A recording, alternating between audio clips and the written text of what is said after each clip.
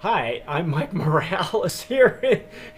You're watching Sipping Off the Cuff on TequilaAficionado.com and Tequila Aficionado Media and probably YouTube. I'm here in San Antonio. That gentleman there who's laughing at me. Rick Levy in San Diego. Rick, you and I are doing something unusual. It's never been done on Tequila Aficionado because of this line, Armero. We are. There are so many iterations of this line, and if you've been with us from the beginning, the introduction, you got to watch the intro first because the rest of this will make sense to you. We've broken this up, and we're doing flights because we figured this is really the only way to make sense for you guys when you go to the store and you see, well, should I get the green bottle, the gray bottle, whatever. So there's currently 9 bottles in the line. Yeah, and we didn't get the other two. They all originate from this Blanco. Yes. And so tonight what we're doing is we're dissecting them in 3 flights. So the 3 lines, the 3 different lines that originate from this Blanco. And this is our second of the 3. In our first video, we did a flight of 3 Blancos. So they took this Blanco and then they did 2 other variations on it. Now we have really the heart of the line, which is the Blanco, Reposado, and Añejo that all carry on one from the other. And if you've watched the first video with this Blanco, the first version, this is the much more in-your-face, less refined Blanco with very hard agave punch, very hearty tequila. And it's a double distilled, correct? Yes, it's double distilled. The line comes out of La Cofradía. Yep. The 1137. The agaves are 7 to 8 years old. They're not grown with any pesticides or anything like that. It's baked in masonry ovens, and of course at La Cofradía they ferment with natural yeasts and open vats. And where do we go from there? Hey. La Confradia, you can usually trust what comes out of La Confradia, and so far we haven't been disappointed. We are noting that sort of La Confradia signature on this. Yeah, and really, Rick, I'm kind of glad that after so many years of tasting triple distilled, because as far as I'm concerned, they invented triple distillation, they perfected it. And they've gone on to do some great things with quadruple distillation and even quintuple distillation, which some people may or may not like. To me, the four times distilled is about, if you're La Cofradía, you can perfect it, you can do it right. But it's really nice to see them back off and do some double distillation, because I've never had these tequilas, any tequilas coming out of La Cofradía at double distillation. And I'm really impressed. The flavor really stands up. So yeah. And so what characterizes this line in terms of the production process is they're starting with this Blanco. It's a 2 times distilled. They call it the Classic. Then they're putting it into a combination of light and medium toasted American oak bourbon barrels. So this would be a blend, correct? I mean, it's a blend of reposados from American oak bourbon barrels. Some of the barrels have a light toast and some of the barrels have a medium toast, and then they blend it. Okay. And so this is in the barrels for 6 months. And then in that same combination of barrels comes the Añejo at 18 months. Okay. And so that's the flight we're going to have. You can watch the other video for our review of the Blanco. We might dip back into it for comparison purposes in the flight, but we'll probably move to the Reposado. I think for this Blanco, we said that it had some machismo to it. Is bold. Yes, it's a very bold tequila. I call it in your face. It's got a beefy flavor profile. It does not disappoint, and certainly, like I say, I'm very impressed with the way the Blancos worked out. So I'm really looking forward to trying this Reposado, the blend of Reposado. And wow, look at how light that is. That's really a light. And this is a 6 month, correct? 6 months. 6 months. Yeah. But it's in a blend of different toasted barrels. Light and medium char. Light and medium toast. So pretend this is breakfast. Well, that is a lovely nose. Oh, let me cap that bottle. It's warmer notes like you'd expect from a reposado. Still, very agave forward. Yes. Some pepper. You don't lose that agave at all. And I gotta say, there's not a whole lot of alcohol either. And we've had these bottles. Mine have been open since late last fall, and yours probably has off and on. But there's hardly any alcohol at the bottom, and I'm still using for our purposes and mine. I'm using a Riedel glass, and Rick is using the Glencairn. I'm using the Glencairn. I just have more Riedels than Glencairn these days, so. But I'm working on it. In their tasting notes, they're noting orange, key lime, and cinnamon, and orange peel. And I would say that is certainly, that's what I'm getting. I'm getting that kind of orange zest. Now I'm getting a little bit more of the alcohol now that it's opening up. But the citrus, the citrus has been, through all the Blancos so far, has been very consistent. Whether it's a citrus, an orange, or a lime zest of some sort, it's there. I'm not sure if I'm getting any orange peel, but there's something. Yeah, there is a cinnamony kind of thing, and maybe that's coming from the wood. There is and it's a light layer of wood. Don't be mistaken. It's not masking anything. It is really a light layer. That's right. Oh, we gotta try it. Let's see what we got.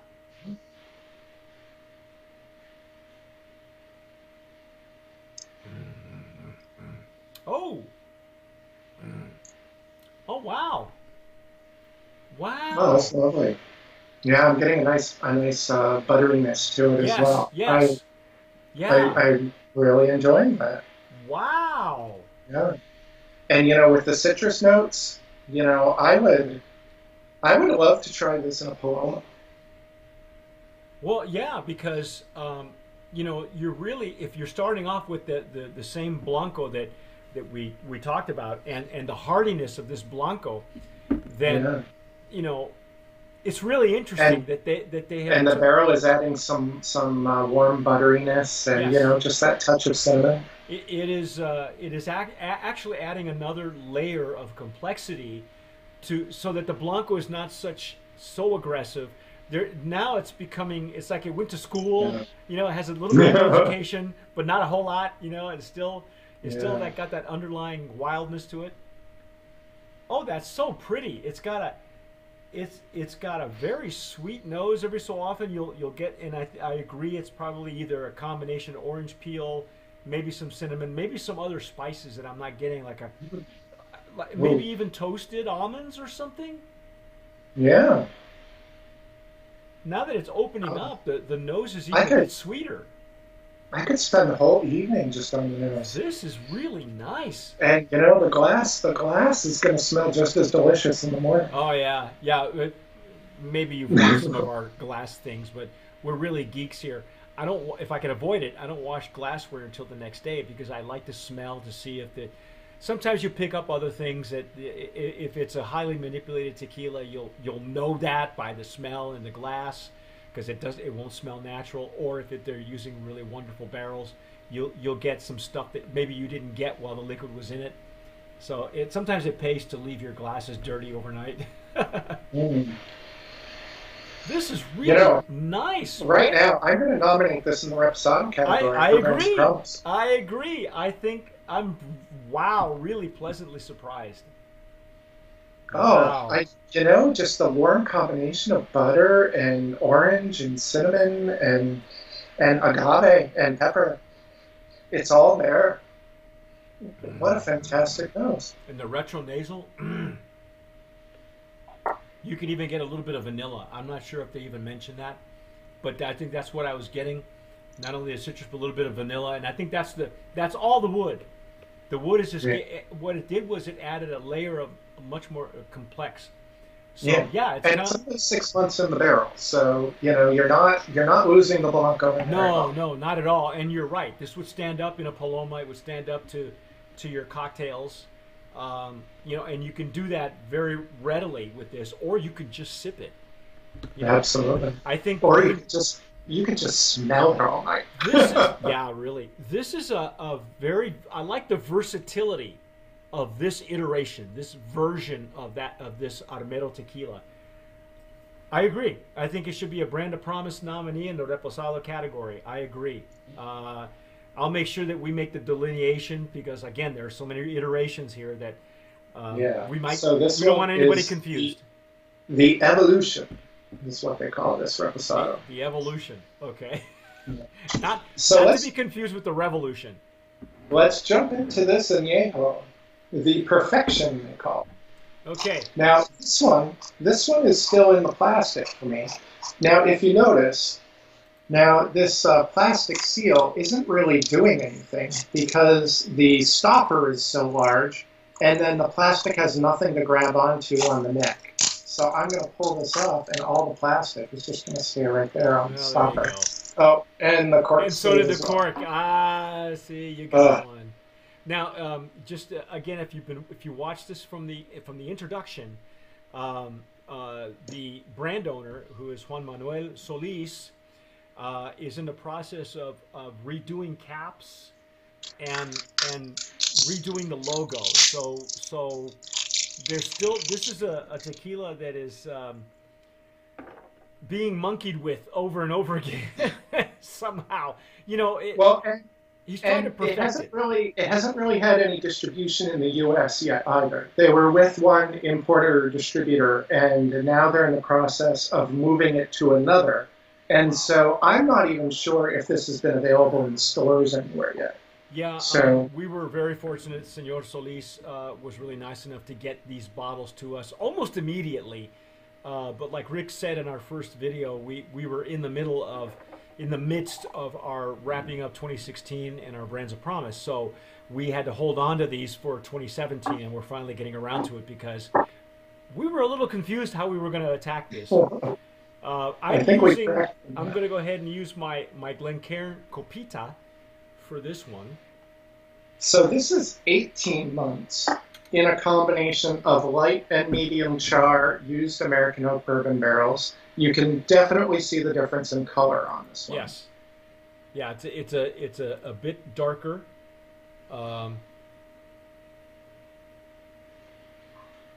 It's a lovely color though. It's got a really nice color to it. Really nice gold. Now I'm getting a little bit of smoke on the nose from the toast. See, I'm using the Glencairn, and it's opening up for me. And this Copita is one that you don't have, but it's traditionally, from what I've been told, used very much in the rum industry. It's rum and maybe some whiskeys. But I'm getting, I think the nose I'm getting is much sweeter, and I am getting fruit. Oh. I'm getting fruit. It's weird. I feel like I'm not getting as sweet in those. Yeah, with this one, with the Reposado, I'm getting the vanilla and butter notes. Yes, and it's probably opening up still. It still is, yeah. Maybe this one needs to open up a bit more. Open up a little bit, yeah. And you're holding it not from the foot, but you're warming it up to try to loosen up some of the. Yeah. But see, I with this one, almost right off the bat, it's sweeter. Yeah, you have a larger surface area, a larger volume in there, so you'll be getting a lot of aromas. But it's a sweet spiciness, like a baking spice, like I don't want to say allspice. It's more of a, I don't know, man. It's almost like a pumpkin spice. I know it's not the season, but No, I can see that. Yeah. Now in their notes, they're suggesting cooked agave, butterscotch, caramel, That's vanilla. what it is. Dry fruits, pepper, and cinnamon. Now they're calling dried peaches. See, that's what I'm getting. I'm getting a dried fruit. Yeah, I would agree with dried fruit. Yeah. And you know, if you were a cigar smoker, this is for me would probably be, you know, one I would have with that, because I feel like I'm getting, you know, that toast off the barrel. Yes. Even though it's only a combination of light and medium, I feel like I'm getting a toasted quality. All right, I'm going in.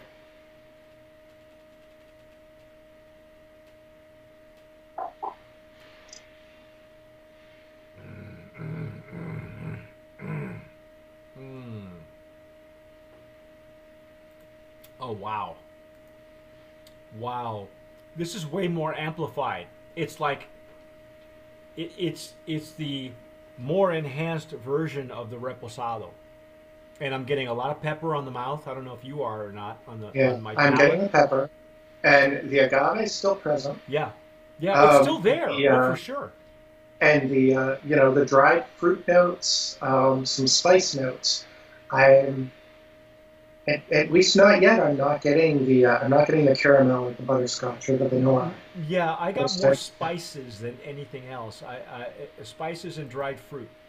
Now, again, it says hints of toast and bitter chocolate. I'm not getting any of that yet. Oh, there we go. Pumpkin pie. I was right. Ah. So it's kind of like see, I was right. I'm looking at their notes, the card that they sent us. Yeah. And I'm not getting the bitter chocolate, but I am getting more of the pumpkin. It's pumpkin. And, you know, as far as añejos go, I don't have a problem with, you know, this kind of a profile. A lot of añejos, especially in bourbon barrels, you know, they come out very sweet. Yeah. And I'm not finding this one, you know, to be a really sweet añejo. No. And I enjoy the contrast in the.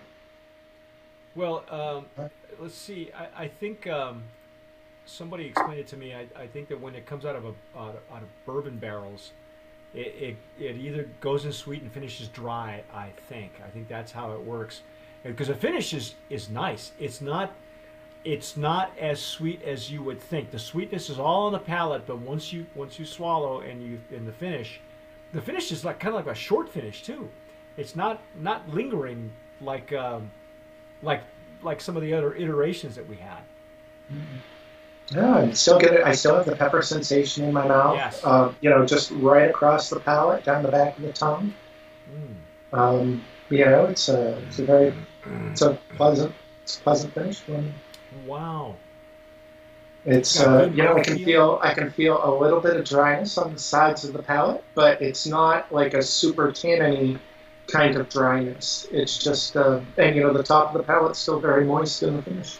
The just in my second sip here, I got agave. I really, it did not lose the agave, which is really interesting. You know, you would think with I think, you know, this Blanco was strong enough. You know, it had that big punch in it that it can really stand up to a barrel. I think so too. Wow, this is really. I'm dumbfounded, man. It's like, you know, you and I, you know, off camera we talked about it. We said, how many different tequilas can La Cofradia make, especially for one line? Even in our introductory video, I was like, can you please just make a choice on which one you want? Yeah. And I think I'm being sold on it because they are decide.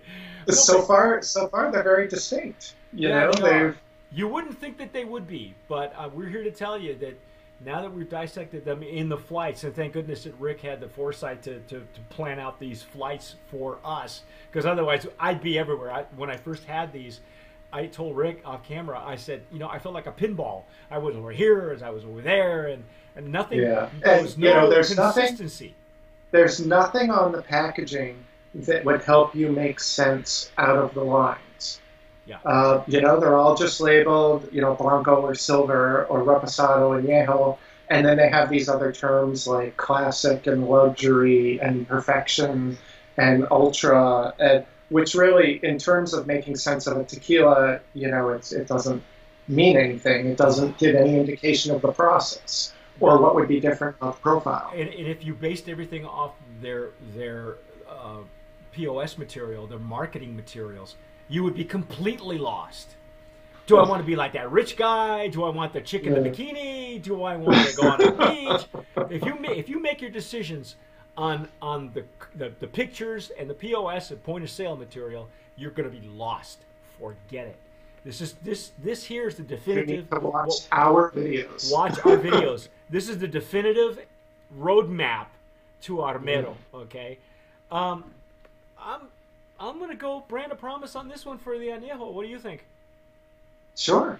I really like what they did with this and this reposado. I just, wow. Who knew? Who knew? Anyway, I'm really in love with this reposado. I'm still, I have the glass right at nose level. It's luscious. Wait till your añejo opens up some more, though. You're gonna fall in love with that too. Anyway, that's our take on this, the heart of the line for Armero.